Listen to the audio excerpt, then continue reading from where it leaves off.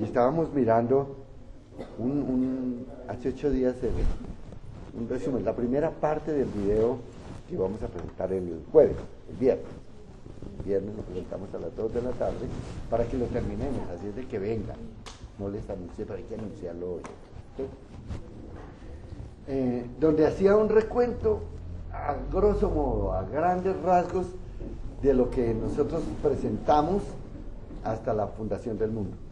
Lo pudieron ver, o sea, vimos un poquito atrás en la precreación, como llamamos, antes de la precreación, porque la precreación la tenemos nosotros antes de Génesis 1.1, es decir, desde cuando Satanás fue lanzado hasta Génesis 1.1. De ahí en adelante comienza la creación o la recreación. Es lo que estamos nosotros mirando. No sé si surgió alguna pregunta al respecto, si la hay, la podemos despejar y si no, seguimos adelante. Estamos en nuestro tema bien interesante sobre la revelación especial, ¿cierto? Espera, me ubico en el texto.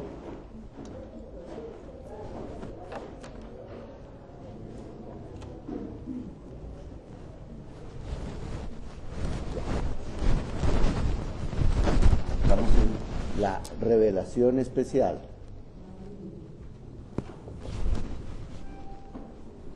En el tercer punto vamos. Tercero, ¿qué era?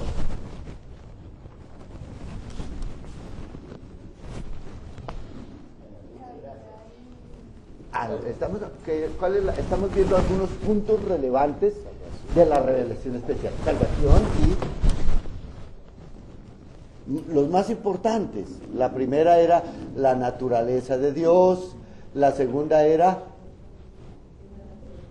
el propósito de Dios en el universo creado. Estamos viendo a grandes rasgos el propósito general de Dios, que la gente no conoce esto. Y lo tercero es la salvación, un punto bien importante, ¿cierto?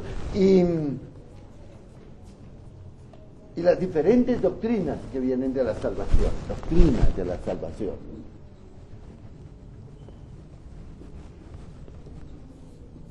Y el centro que es, el centro de todo, que es Cristo, Salvador. Esto es lo que estábamos viendo nosotros a grandes rasgos también. Entonces estábamos mirando al respecto de los pensamientos de nuestra salvación. ¿Se acuerdan? Ahora los ubicamos en el puente. ¿Cuáles eran los pensamientos que tenía, los pensamientos teológicos de las diferentes religiones? Catolicismo, cristianismo,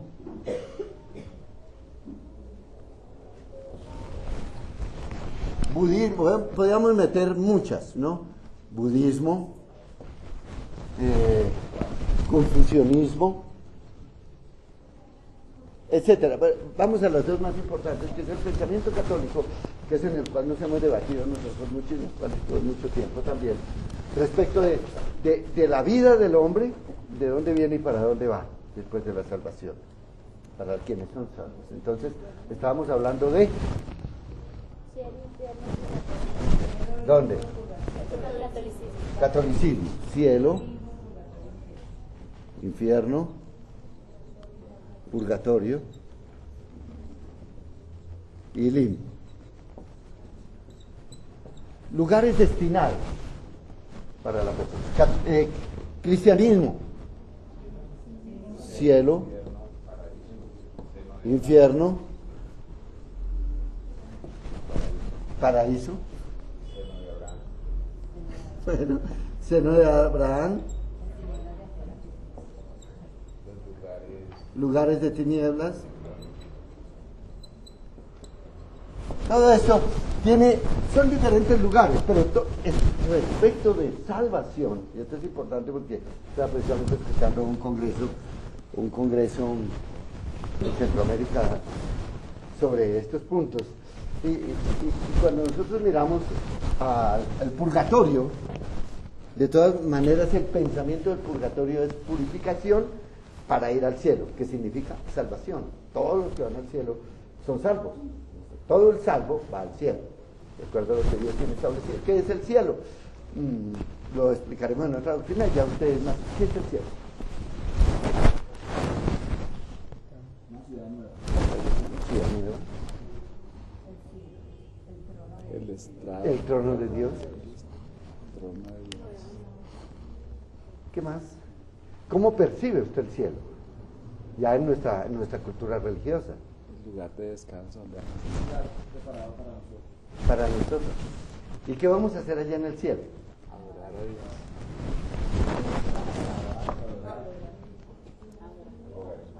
Gobernar. Me gusta eso.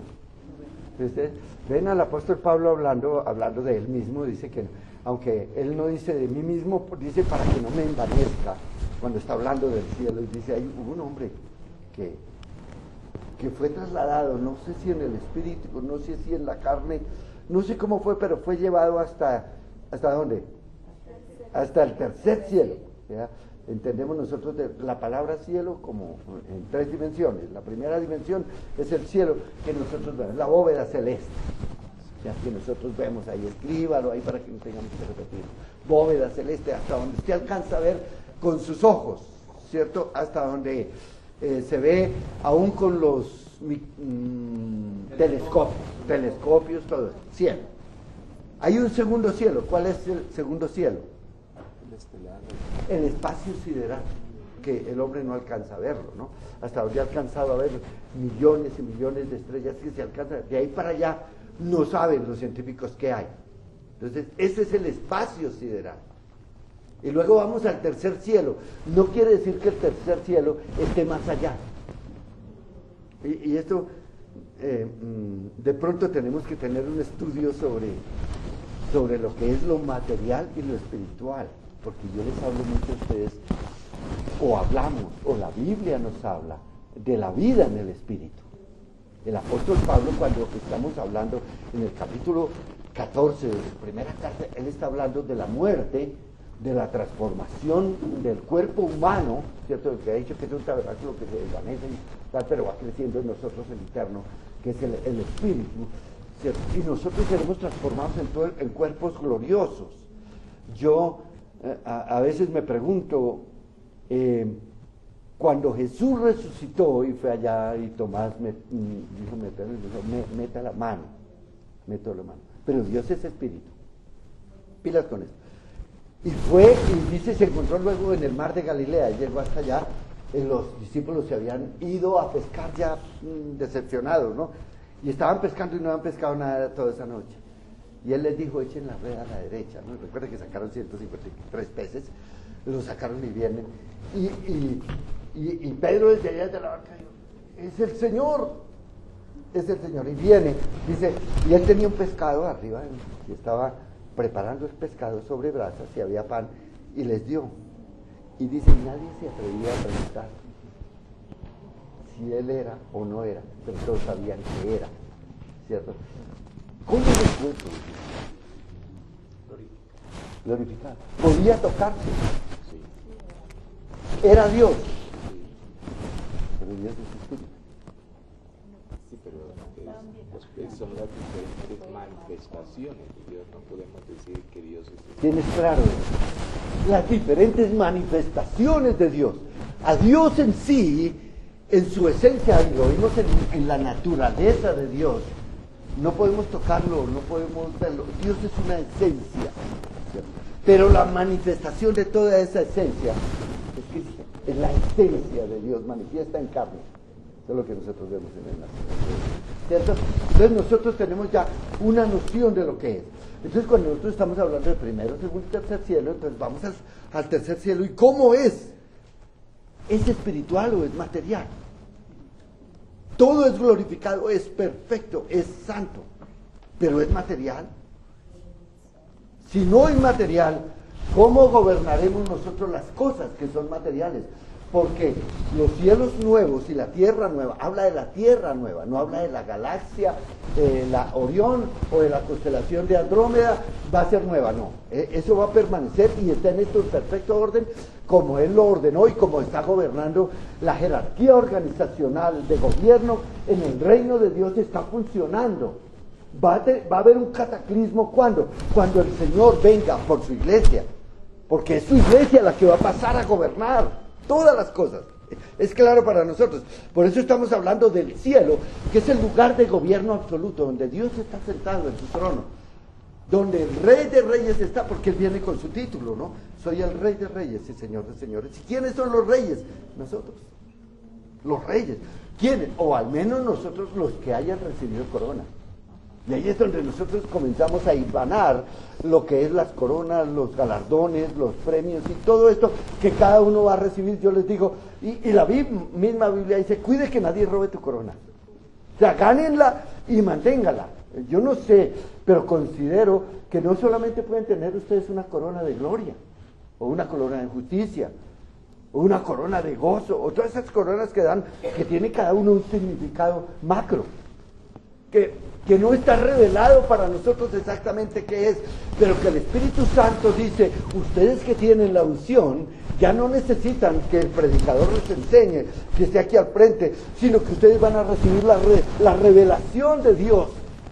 Y la revelación de Dios viene y es juzgada a través de su palabra, porque si no cualquiera puede decir, no, yo estoy viendo que Luisa va a ser la presidenta de la República. Bueno, a ver, me lo mostró el Señor, me dio pruebas, a ver, ¿cierto? O tantas cosas que se mueven en medio de una profecía en los diferentes lugares donde se está presentando profecía de una manera errónea. Dios revela la realidad de las cosas. ¿A qué vengo con esto? Que nosotros podemos entender las cosas de Dios solamente a través del Espíritu Santo. Entonces, de acuerdo a una revelación humana o divina, usted puede hacer un juicio de los lugares que existen. Y por ejemplo, en el budismo, ¿qué hay? Reencarnación. Entonces, el lugar para el que es bueno o lo que sea es la vaca. Por eso las vacas en la India son sagradas, ¿cierto? Entonces no las matan porque de pronto puede haber sido reencarnado uno de sus hermanos. No solamente en la vaca, en el perro, en otra persona. Reencarnación, no estudiamos esto que no nos interesa porque es un absoluto error. En el confucianismo, en el hinduismo. ¿Cuál es el dios del hinduismo?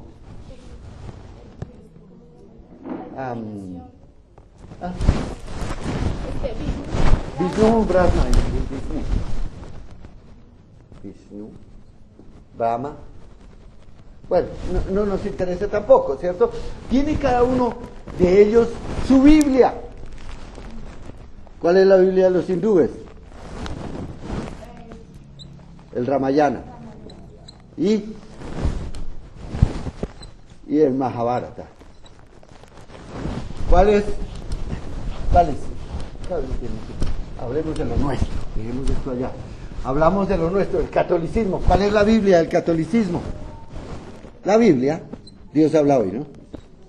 No, Dios habla hoy no. La Biblia con los libros, que no es la misma nuestra, pero con libros añadidos, que son los libros apócrifos. ¿Por qué son apócrifos?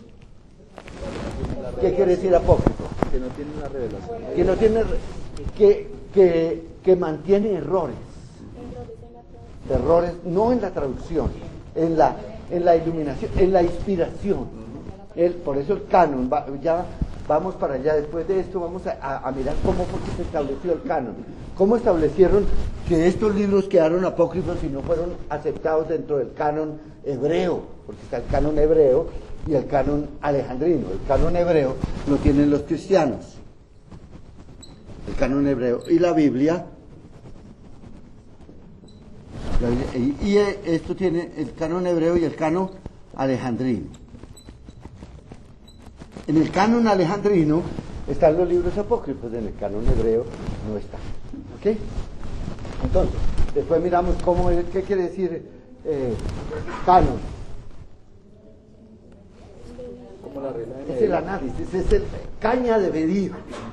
Es como decir el metro, lo que mide cada uno de los libros. Por eso estamos hablando nosotros no hemos hablado de inspiración, revelación e iluminación todavía. No hemos hablado. Eso lo tratamos allá. Pero bien, Estábamos hablando de eso, del cielo, del infierno, del purgatorio. Para ellos el cielo es el lugar de paz, es el lugar donde, sobre las nubes, donde están los angelitos, donde tal, y donde los hombres van a gozar eternamente. ¿Cómo van a gozar? No sabemos, pero van a gozar. Van a tener todo. ¿Cómo? ¿Qué es todo? No lo sabemos, pero van a tener todo. ¿Qué va a haber en el corazón? Absoluta alegría, gozo y tal. ¿Pero qué es eso? No lo sabemos.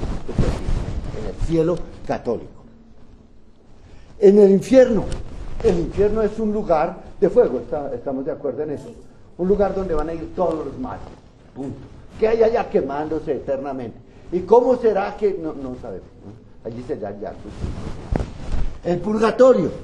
El purgatorio es un lugar donde ellos se purifican, ¿cierto?, de sus pecados veniales, porque aquí entra la doctrina del pecado.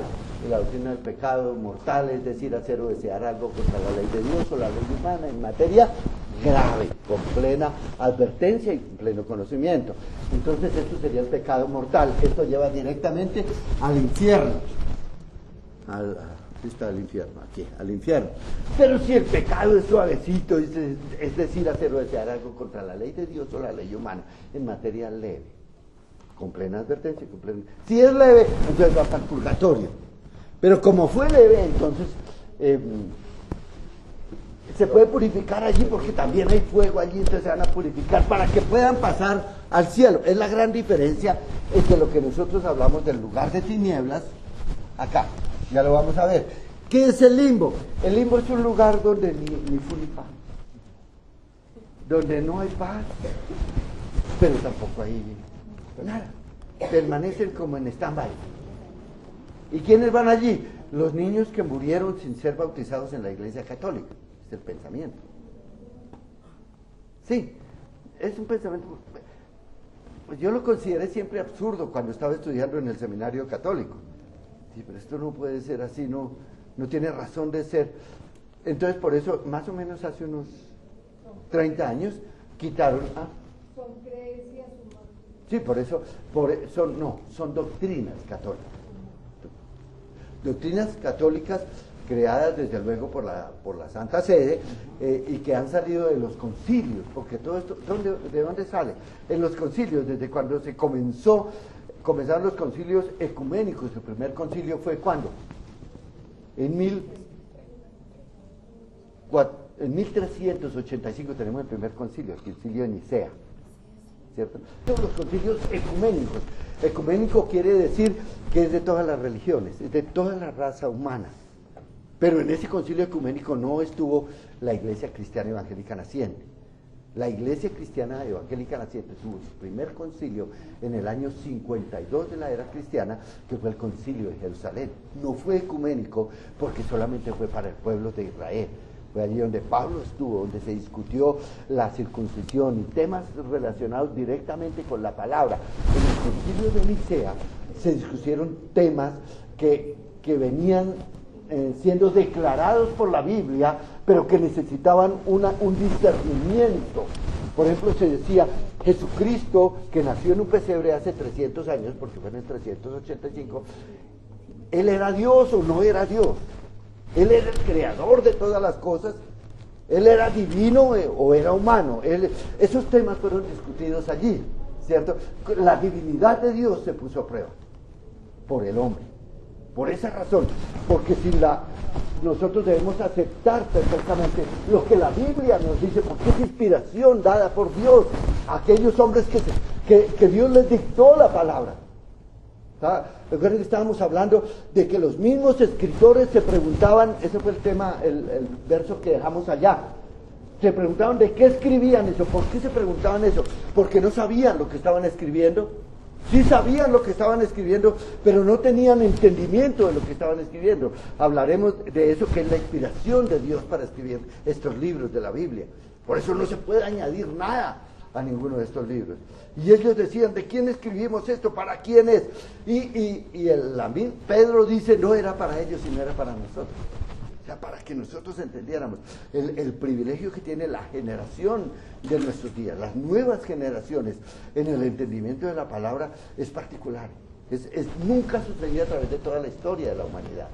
lo que nosotros podemos entender de Dios, la manera como nos hemos acercado al conocimiento del Altísimo, todo lo revelado en la palabra es para nosotros. Por eso yo les digo, yo insisto en ustedes, les digo, ¿han sentido un toque de Dios? Si no lo han sentido, búsquenlo. ¿Pueden ustedes ver a Dios? No, pues busque verlo, porque la palabra está revelada de tal manera que nosotros podemos ver a Dios. ¿Usted siente a Dios? Pues pastor, yo me gusta, yo me siento bien, a veces lloro. A ver, necesitamos que sienta a Dios. Necesitamos que usted sepa quién es Dios, porque Dios fue revelado a esta generación. Dice Pedro, la gracia destinada para vosotros. ¿Cuál es la gracia destinada? ¿Qué es la gracia? Es el regalo inmerecido de Dios para nosotros, es la muerte, la entrega de Jesucristo en la cruz del Calvario para regalarle a usted la salvación, para que usted pueda hacer salvo, para que sus pecados sean borrados.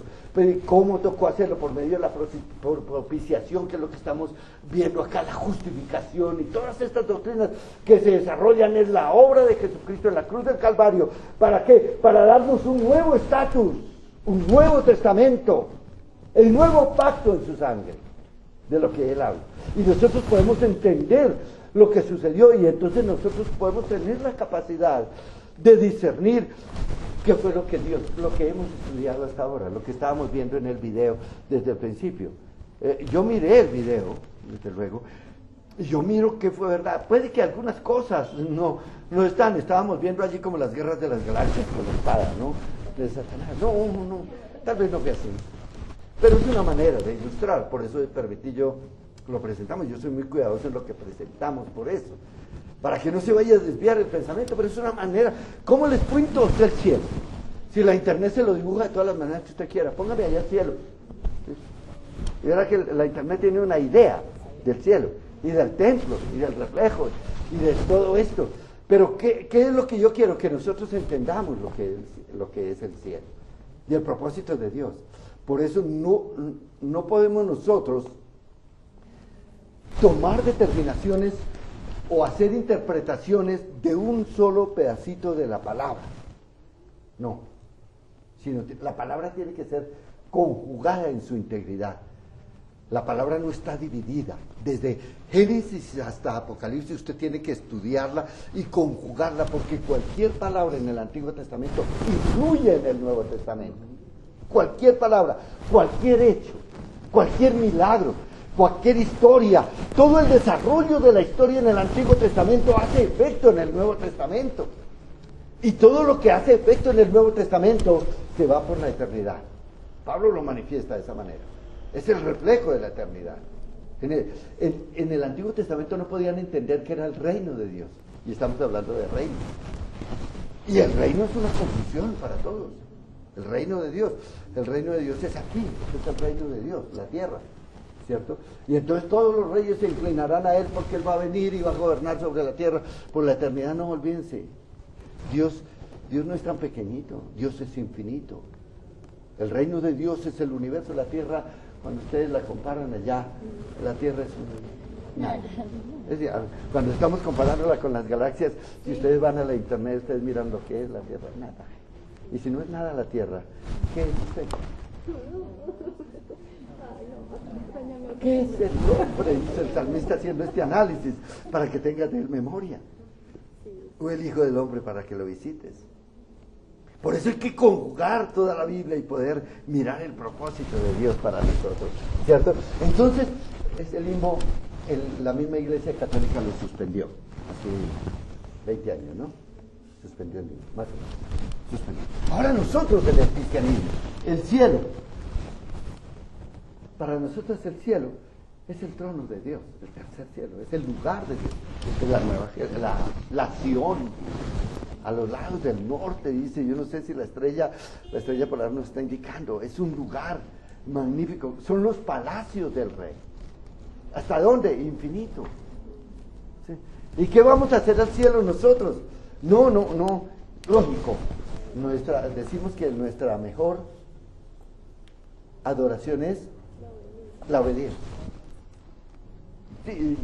Tiene sentido esta frase, ¿por qué? Porque es obedecer a Dios. Por eso la presentación de las coronas es raro cuando yo leo los libros de los exégetas y nos habla de cómo las coronas, yo no sé qué les he mencionado, escuché en un libro de teología, estaba mirando al teólogo explicar la llegada al cielo y depositar nuestras coronas delante de él, que lo hacemos. Entonces, depositar las coronas es que Dios nos ha dado la corona, y la corona es una corona. Mi profesora de iglesia infantil, la hermana Hilda, una autoridad, ella para ilustrarnos decía, entonces ustedes se van portando bien, y cada vez que usted se porta bien, entonces le damos una piedrita, el Señor le da una piedrita para que le coloque a su corona, ¿cierto? Y va a tener una corona adornada de piedras preciosas de acuerdo a sus obras. Yo no encuentro eso en la Biblia, pero bueno, lo entendí como debía haberlo entendido en ese entonces, y busqué mi corona. Pero la corona es un símbolo bíblico de poder y autoridad. Entonces nos da la corona, y cuando nos quiere decir a entregar las coronas, entonces el teólogo aquel dice, entregar las coronas es llegar ante la presencia del Señor en la adoración celestial del capítulo 5 de Apocalipsis, y todos quitaremos la corona que hemos recibido y la colocaremos a sus pies, y va a haber millones y millones de coronas, de oro, de piedras preciosas.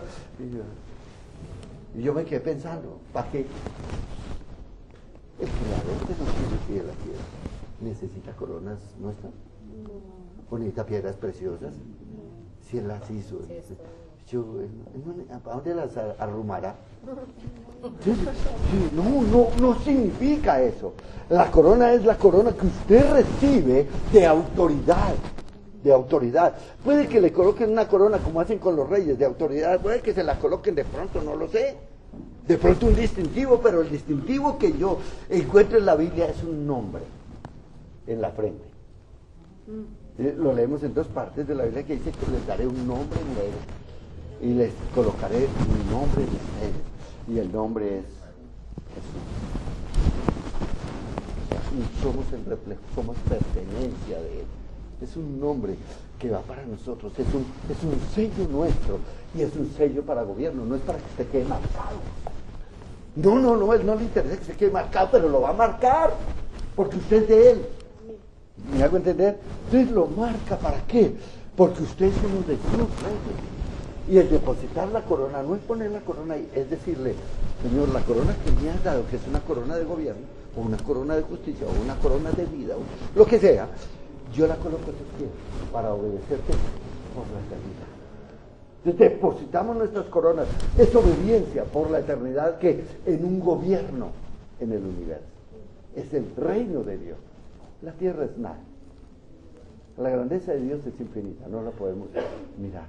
Que nos colocó en este lugar, que nos regaló lo que nosotros tenemos, que nos gozamos en los ríos, en los valles, todo, porque es un reflejo. Porque cuando ustedes hablan, hay una canción de Marcos Witt que dice, hermoso, cuán bello, ¿sí?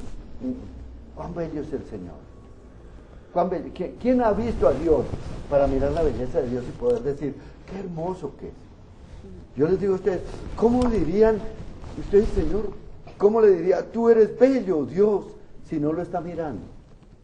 Si no lo ha visto, ¿qué belleza le puede ver? Entonces cuando nosotros miramos la creación de Dios, que es el reflejo de todas las cosas, y nosotros miramos la flor tan hermosa, generalmente yo he aprendido eso con mi esposa, que me dice, venga, miramos esta flor, a veces vamos al jardín botánico, porque como ya estamos viejos nos dejan entrar gratis. Hemos ganado algo del gobierno, ya estamos gratis al jardín botánico. ¿Ustedes cuántos años tienen? No, 3 millones. Nos dan hasta un bastón, necesita bastón, no.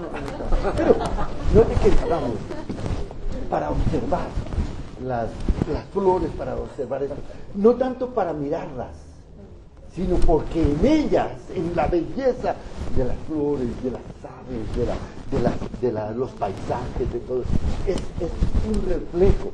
Cuando usted pueda asociar este reflejo de la belleza con la belleza de Dios, yo le digo, Señor, ¿cómo eres de hermoso? Y no se lo estoy diciendo a la flor. Alguno que me dice, uy, se lo dice a la... No, porque yo sé que el reflejo de la perfección de los colores es apenas un reflejo de su belleza.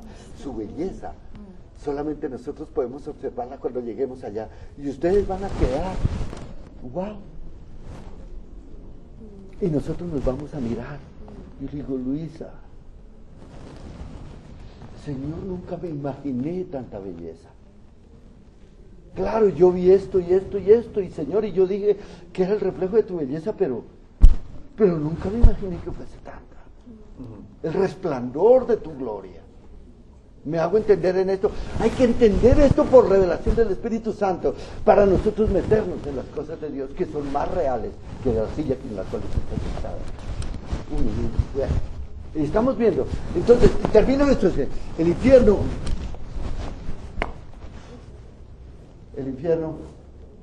¿qué hacemos?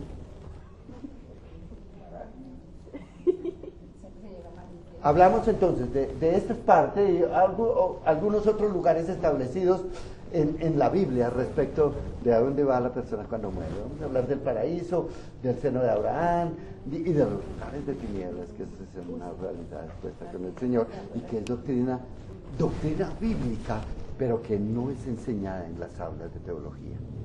Yo estuve en el seminario, nunca me explicaron de eso. De por sí que el mayor seminario lo hice en la Iglesia Católica, y en el seminario católico nos enseñaban de esto, yo no lo creí mucho, pero de todas maneras. Pero cuando estuve en la universidad, en el Rosario, estábamos estudiando todo esto y ninguno nos explicó eso. Pero la Biblia nos lo ha revelado a nosotros. Y personalmente tengo una percepción clara de esto, porque el Señor me lo reveló. Perdona, no me gusta decir lo que el Señor me revela, pero esto me lo mostró. No lo puedo escribir porque nadie añadirá nada, pero está enunciado en la Biblia, y el hecho de que esté enunciado en la Biblia, yo se lo puedo compartir a ustedes. Y les puedo decir, además de que tiene bases bíblicas, el Señor me lo reveló de esta manera. Entonces yo puedo tener una concepción clara y puedo pararme al frente con autoridad, sabiendo que no estamos cambiando la palabra ni adulterándola, sino estamos hablando de lo que Dios tiene para nosotros.